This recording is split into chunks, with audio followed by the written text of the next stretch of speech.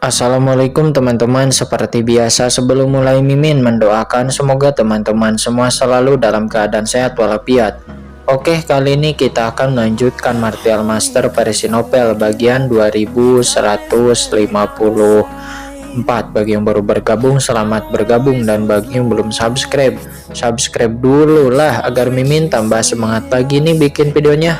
Oke, kalau sudah kita langsung masuk ke isi ceritanya. Sepertinya datang.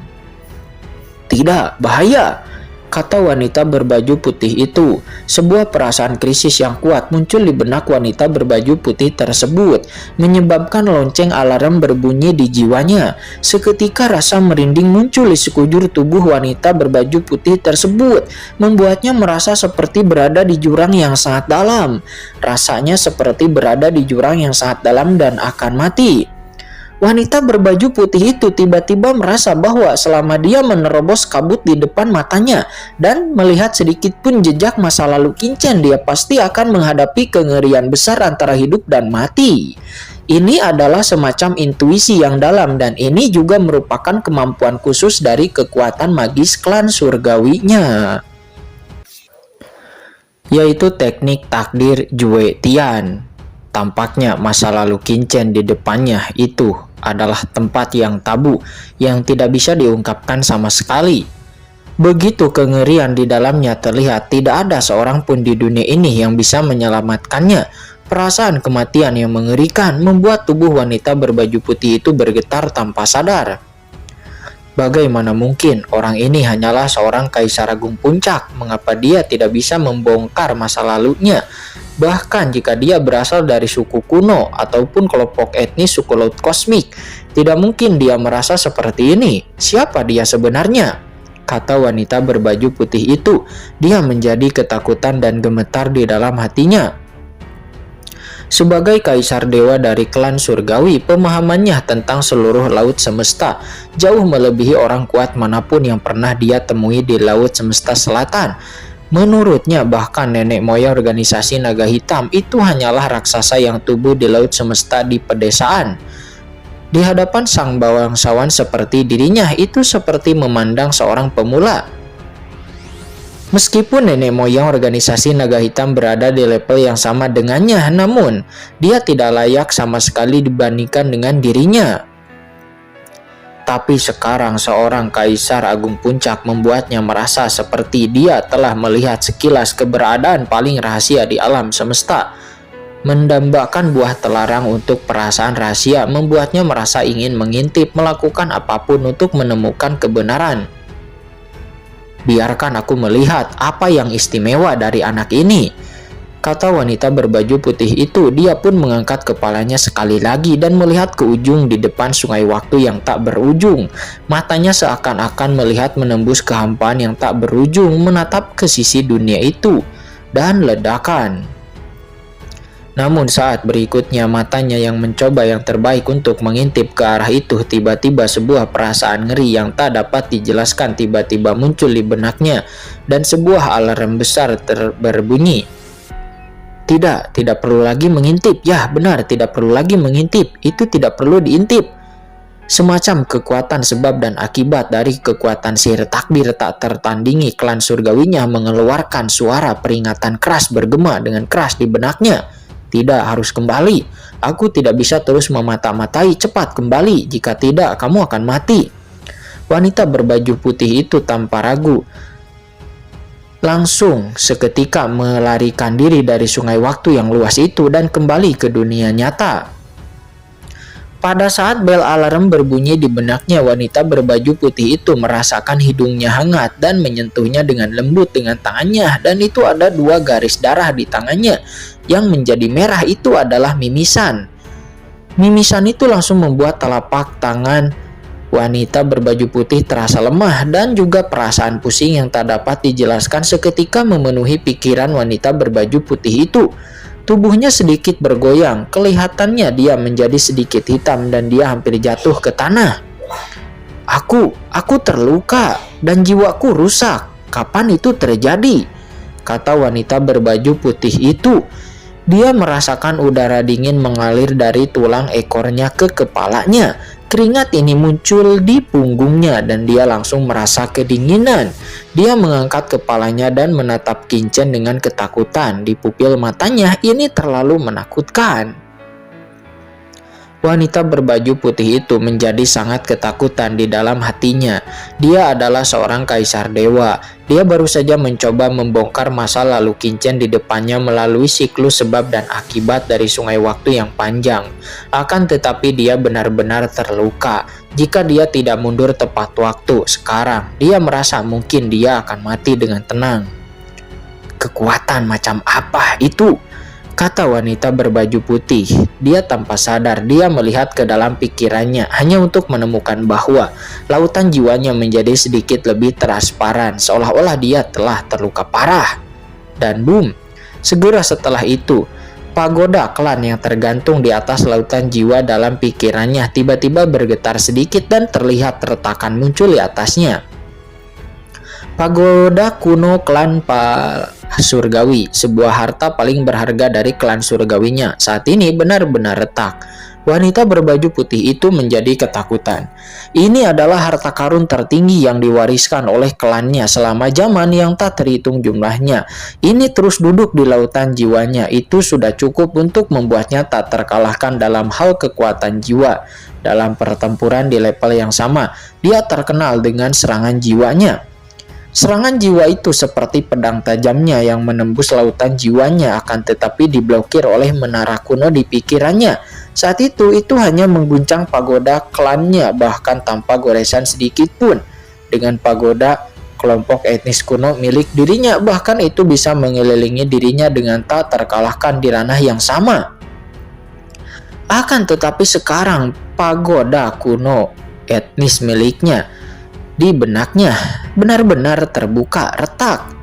Tidak, ini bukan hanya retakan, kata wanita berbaju putih itu. Dia tiba-tiba merasa bahwa sebelumnya pagoda kuno di lautan kesadarannya inilah yang telah menahan beberapa pukulan fatal untuknya. Jika bukan karena pagoda kuno miliknya ini yang menjaga lautan jiwanya, maka mungkin lautan jiwanya baru saja akan runtuh. Pagoda kuno kelompok etnisnya ini setara dengan memberi aku kehidupan kedua, kata wanita berbaju putih itu. Dia gemetar dalam hatinya. Apa-apaan ini? Dia baru saja mengintip masa lalu, tetapi itu sangatlah menakutkan. Jika dia membunuhnya, maka bencana macam apa yang akan terjadi? Setelah berjalan di lautan kosmik selama bertahun-tahun dan membunuh begitu banyak wilayah bintang dan kelompok etnis, namun ini adalah pertama kalinya dirinya menemui hal yang begitu aneh dan menakutkan. Aku seharusnya tidak datang ke sini. Ya, seharusnya aku tidak datang ke sini, kata wanita berbaju putih itu. Dia ketakutan. Bahkan sebelum dia melakukan apapun dalam perjalanan ini, jiwanya sudah terluka parah. Dan pagoda kuno di lautan jiwanya juga retak.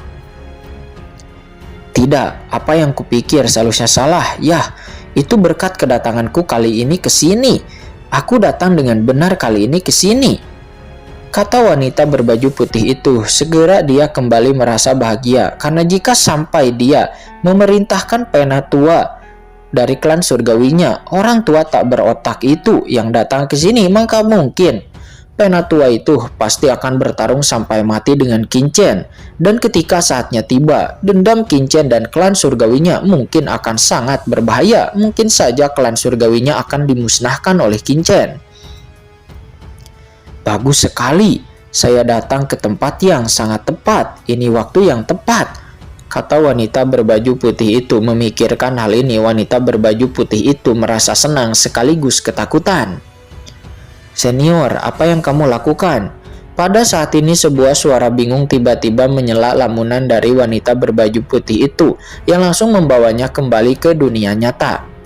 Namun Qingchen dan Saroye memandang wanita berbaju putih yang menyeka darah dari hidungnya dengan bingung, sedikit mengering. Oh, wanita berbaju putih itu melanjutkan. Saya sedang terburu-buru tadi, jadi saya sedikit marah dan menjadi mimisan. Tidak apa-apa. Di saat wanita berbaju putih itu berbicara, dia menguapkan darah di tangannya dan menyeka darah di bawah hidungnya. Dia mendapatkan kembali posturnya yang sejuk dan tenang. Menjadi marah. kata Saroye. Dia memandang wanita berbaju putih itu, seolah-olah dirinya melihat hantu dan memutar kelopak matanya. Sial, bagaimana kalau aku berumur 3 tahun? Apakah Kaisar Dewa yang perkasa ini masih akan marah? Kata Saroye dengan tatapan sinis. Namun tatapan sinis dari Saroye itu terlihat di mata wanita berbaju putih itu, dan dia merasa marah di dalam hatinya. Seperti apa rupa komodo ini? Sambil menengus dingin, wanita berbaju putih itu memandang Saroye dengan niat membunuh yang tak terlihat mengalir, dan boom, boom. Namun begitu niat membunuh muncul di dalam hatinya, sebuah perasaan krisis yang membuatnya tiba-tiba muncul rasa merinding yang memenuhi pikirannya. Apa? Ketika aku memusuhi Saroye, teknik takdirku juga akan memunculkan tanda peringatan. Apa-apaan ini? Kata wanita berbaju putih itu. Dia mengerutkan kening merasa terkejut. Mustahil, dia hanya bisa menggelengkan kepalanya. Walaupun Saroye di depannya berasal dari klan Komodo, bahkan merupakan pewaris klan Komodo, dan dia telah diakui oleh nenek moyang klan Komodo. Namun bagaimanapun juga itu hanyalah binatang Komodo tingkat Kaisar Agung Puncak. Sebagai pemimpin klan surgawi, dirinya akan membunuhnya meskipun itu sedikit merepotkan. Namun tidak akan ada tanda peringatan seperti ini, kan? Apakah itu juga karena Kincen? Kata wanita berbaju putih itu. Dia tiba-tiba melihat ke arah Kincen. Sebab dan akibat yang tak ada habisnya mengalir di depan matanya, dan dia melihat sekilas petunjuk nasib takdir tersebut. Oh, jadi begitu, kata wanita berbaju putih itu. Dia tiba-tiba terbangun. Bukan karena identitas Saroye sebagai binatang Komodo, tetapi karena Kincen. Karena binatang Komodo ini bersinggungan dengan Kincen, maka garis nasibnya juga berubah dan takdirnya menjadi sangat keras. Jika aku membunuhnya, maka pasti aku akan menderita akibat takdir di masa depan, dan bahkan akan mempertaruhkan nyawaku. Kata wanita berbaju putih itu. Dia menjadi tercengang. Itu hanya binatang Komodo tingkat Kaisar Puncak. Bahkan Kaisar Dewa klan surgawinya tidak dapat membunuhnya. Senior, kenapa kamu ada di sini? Pada saat ini sebuah suara membangunkannya lagi dari meditasinya. Saroye memandang wanita berbaju putih itu dengan mata kosong, tak bisa berkata-kata. Senior ini cantik, berkulit tipis, dan dagingnya juga nampak empuk, tapi otaknya tidak bekerja dengan baik, dan dia sering menjadi linglung. Ini jelas sebuah penyakit, kata Saroye. Dia memandang wanita berbaju putih itu dengan rasa kasihan, ekspresi penyesalan di wajahnya, dan hanya bisa menghela napas. Sangat menyedihkan, seorang gadis cantik mengidap penyakit Alzheimer di usia yang begitu muda, gumam Saroye. Ditatap oleh Saroye seperti ini, wanita berbaju putih itu sangat marah hingga dia ingin menampar Saroye sampai mati. Namun tanda peringatan yang dibawakan oleh teknik nasib takdir klan surgawinya membuatnya menahan amarahnya. Aku hanya bisa menanggungnya. Wanita berbaju putih itu menarik napas dalam-dalam dan menatap Kincen. Wajah aslinya yang dingin sedikit rileks, seperti bunga yang mekar di hangatnya musim semi.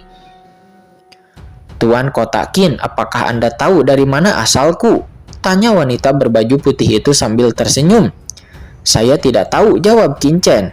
Faktanya pemikiran pertamanya di awal itu adalah bahwa Kincen tidak mengenal orang kuat dari klan surgawi ini.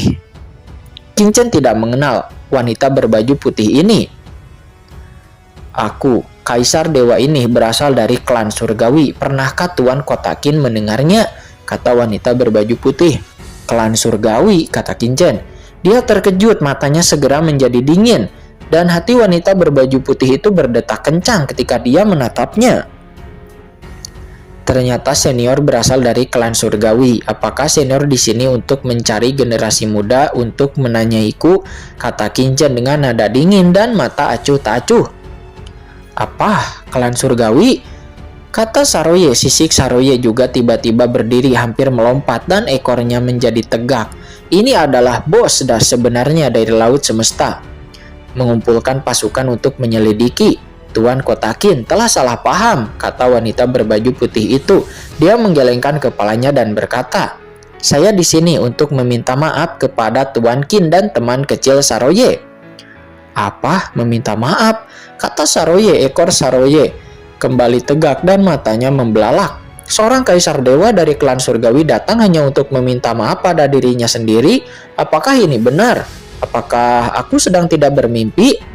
Dirinya tidak bisa menahan diri untuk tidak menepuk pipinya dengan cakarnya dan mendesis. Rasa sakit pun terasa dan Saroye menyadari bahwa ini bukan mimpi.